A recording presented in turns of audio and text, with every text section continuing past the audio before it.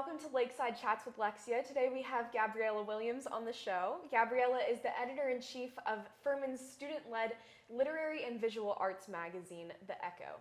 She's an English major on the writing track. Thank you so much for joining me, Gabriella. So today you're not only here as a representative of The Echo, but also as an investigative journalist. So could you tell us a little bit about what your story was with the Silent Echo and how you got to there? Yes, and thank you so much for having me.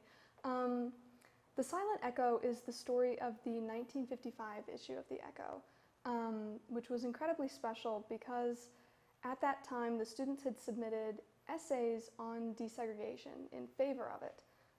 And when the administration found out, they moved to destroy all 1,500 copies, which is pretty incredible. But one student managed to save one copy and preserve it. And so that's how we were able to find out about it and read it. But it's really an incredible story. So what was your kind of process for that investigation? I know I've heard there was, again, that one copy that was held in the archives, but how did you kind of find out about that and decide that that was a story you wanted to do? Well, over the summer, I knew I was going to be fortunate enough to hold the position of editor-in-chief, and I decided to do some research just on the Echo in general. And I don't remember exactly where it came up, but I do know that during my research, I noticed something about the 1955 issue being destroyed. And that kind of led me down a rabbit hole of things and a lot of research actually done by Dr. Tollison, who teaches history here. And I was really interested in it, so when the time came for me to make a documentary, I thought it would be the perfect topic. Absolutely. So being so heavily involved in the Echo now, holding your position that you do, how do you think that this monumental event kind of altered the history for the future going forward? There were a lot of different elements of it that have had an impact on the current Echo. One of the largest ones was that at the time, administration and faculty would oversee all of the Echo. And there was an advisor for it, and they would just meticulously go through it. But after this event, in the actual year right after it, they decided to disband that faculty group. Oh, wow. And create the Student Media Board, which now hosts the Paladin, FUNC, and the Echo. So that has kind of led it in more of the completely student-run and led direction. And now what we have is a magazine that still has advisors, but is for and by the students of Furman University. That's incredible. Do you see that process ever kind of, like, how do the professors engage with you all? How does that advising kind of occur without them overstepping as this happened in 1955? I would say the advising is very hands-off. It's more in the case of helping the board kind of understand their positions and what the Echo has been like in the past, and just kind of make sure that it keeps running through the years. But it's nowhere what it used to be, where they were just kind of censoring and going through it back in the 50s. Of course, of course. So what advice would you give to someone who's kind of working on an investigation of their own? I would say look everywhere. I found a lot of information in sources I never expected, and even when I thought I had found everything, I kept digging and there was more when I didn't expect it. So if you're doing investigative journalism, talk to as many people as you can. I spoke to faculty members, learned more things. I went to the archives and got to see our surviving copy, which was incredible. I was very fortunate to see that. But just keep going and just look where maybe you might think there isn't something, but there could be, and it could be pretty big. Absolutely. So how did you kind of go about cultivating those resources for that? And I know that you talked about kind of you jumped down that rabbit hole, but where did that begin? Like, where was your starting point for that? I think it was genuinely, it might have even been on Furman's Wikipedia page, but there was like a small note in the bottom that was like, oh, and by the way, in 1955, they destroyed the Echo. And there was like a little linked source at the bottom, and I think it led to one of Dr. Tollison's papers.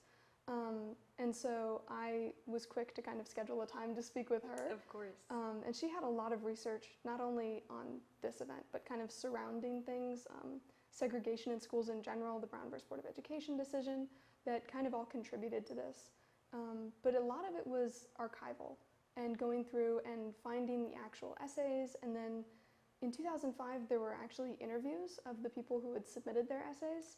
So that was pretty incredible to read. That is so incredible. Have you been able to get into contact with any of those people? Unfortunately not. One of the authors was Joan Lipscomb.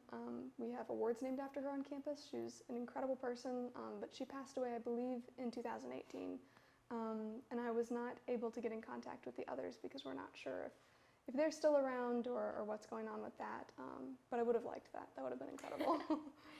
Well, thank you so much for joining me today and talking about your story. How can someone go about submitting to the Echo if they're like, this has really piqued my interest? How can somebody get involved? Well, submissions for the Echo are open right now. They close at midnight on February 16th. We accept fiction, poetry, nonfiction, photography, visual art, which could be costuming, collage, needlepoint, painting, anything.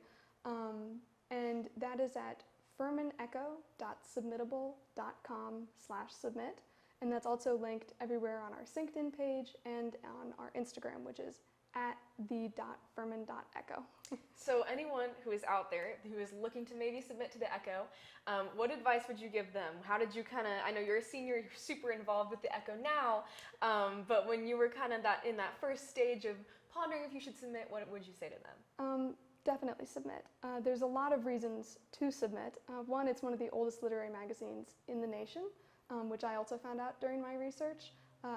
And when you submit your work, you get to retain the copyright on it. That's pretty rare to be published as an undergrad, keep your copyright, and it's one of the oldest literary magazines in the nation. So that's pretty special, but just don't be afraid to submit. Submit multiple things. It doesn't have to be just one. And just kind of put your work out there because you never know what will happen. Up next, we'll be showing the Silent Echo as well, so be sure to stick around for that. Thanks so much again for joining me, Gabriella. Nice to meet you. Thank you so much for having me. Charles King received a phone call from Hyatt Press, the printers of the Echo, telling him that faculty representatives from Furman had come and had seized all 1,500 copies. It was 36,000 pages. Gone.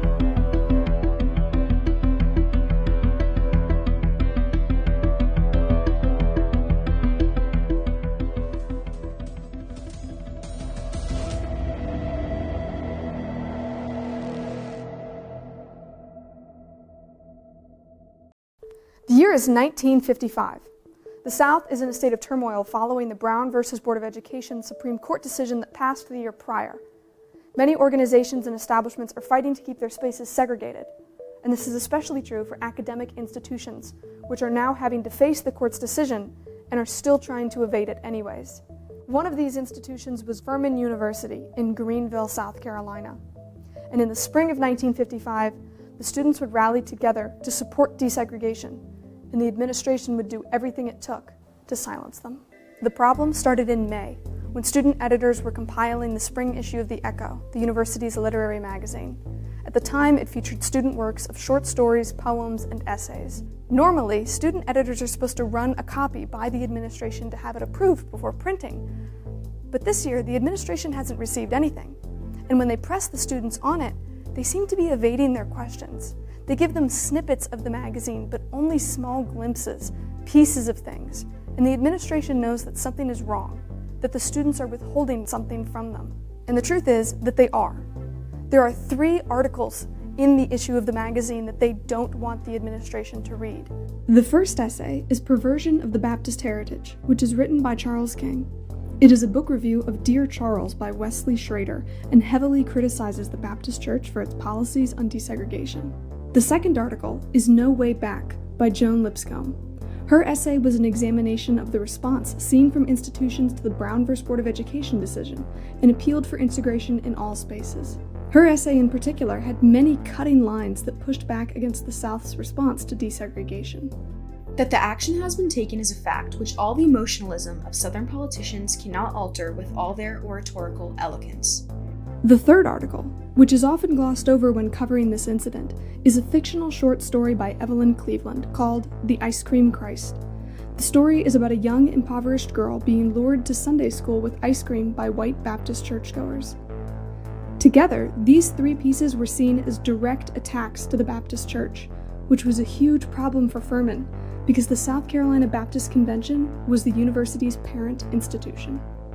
there had been a lot of controversy recently between students and the South Carolina Baptist Convention over issues relating to visitation hours and on-campus dancing, the fraternity system. Furman was also in the midst of a campaign to build a new campus. We had already broken ground on our new campus and needed support from the South Carolina Baptist Convention. And so faculty and administrators here at Furman were reluctant to sort of create more waves between Furman and members of the convention. And so when the contents of the 55 issue of the Echo came to light, they felt that they had to stop it in its tracks. So student contributor Charles King received a phone call from Hyatt Press, the printers of the Echo, telling him that faculty representatives from Furman had come and had seized all 1,500 copies. King left campus, raced over to the printers, went into the room, and actually found a copy, a proof, in the trash. He starts to think about how he can tell the student body what has happened. The last issue of the Furman Hornet for the year had already gone to print a week prior, and on the front page had an announcement about the release of the Echo in the coming weeks. So now he needs to let the students know what has happened and why. But there is no newspaper on campus. Charles King took it to the Greenville News, and a seasoned reporter there wrote an article, published excerpts from the student articles that Joan Lipscomb had written, Charles King had written. So after the Greenville News prints this story, it starts to get picked up by other media outlets in the area. The Greenville Piedmont prints an article on it, and it eventually extends throughout South Carolina. And then the Associated Press picks up on it. And it pops up in other places like Jet Magazine, which is read by the executive secretary of the NAACP, Roy Wilkins. And he eventually sends a letter to Joan Lipscomb of congratulations and sympathy. A couple of theories start to arise about what has happened to the Echo, because nobody ever sees these 1,500 copies again. They just vanish. One of the theories is that they were thrown off the mountain. Another one is that they were just thrown away in a dumpster that nobody found. But one of the more prominent ones is that they were burned. And this one leads throughout the years. In fact, a year later, in its first ever mention in a campus printing, the Paladin writes an article that refers to it as a gigantic book burning.